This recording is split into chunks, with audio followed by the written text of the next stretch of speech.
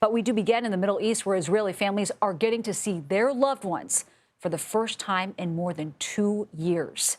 CBS News reporter Haley Ott has more. We got to Hostage Square before dawn, and there were already, I would say, about 100, if not more, people there.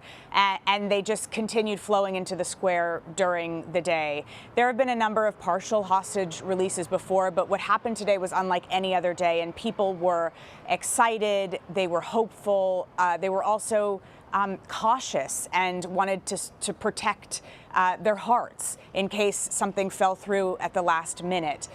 There were 2 moments where hostages were handed over and eventually taken into Israel. People together at this point, hundreds and hundreds of them were watching the news on screens, and many were crying, some were dancing, some were singing. The choreography was different than in other handovers. There wasn't any big ceremony inside Gaza put on by Hamas that we've seen in other handovers. So it was just word that we got from the Red Cross, from the IDF, that now the living hostages had finally been brought home. And when I asked how people were feeling at the end of the day after all of this had happened, pretty much everyone told me that they were still processing. They were obviously very relieved and joyful and grateful to have the living hostages home. But this has been such a long ordeal that it's going to take a bit of time for it to really sink in.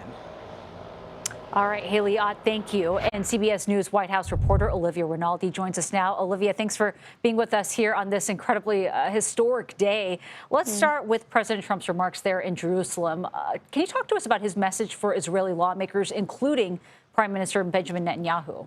Well, Nancy, it's good to be with you. Certainly a momentous day for this administration as President Trump speaking to the Israeli parliamentary body today, talking about the moment really of bringing the hostages home and having this step towards peace. But there was a moment he did go off script, and when he was talking about Israeli Prime Minister Benjamin Netanyahu, President Trump at one point turning to the president of Israel, Mr. Herzog, and saying to him that he should pardon Netanyahu, who has been indicted on bribery charges in Israel. Now, this is related to a 2019 investigation of the prime minister alleging that he had taken cigars in Champagne as part of this bribery and fraud charges that he is alleged to have committed.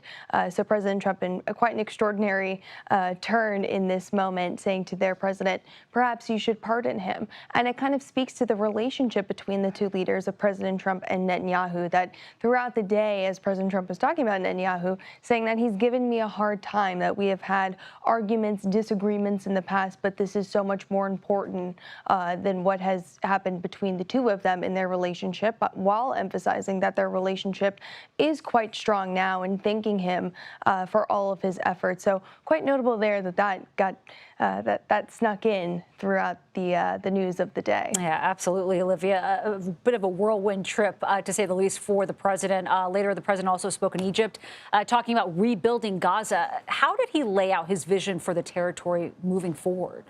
Well, he said that it's going to be a process, and an expensive one at that. The president did commend other Arab leaders for offering to pay money to help redevelop Gaza, but he did note that this is going to take time, and he said that they are focused right now on restoring what he said is the basics of life, just human decency, homes there for the people of Gaza as they look to rebuild the region. All right, Olivia Rinaldi, thank you very much.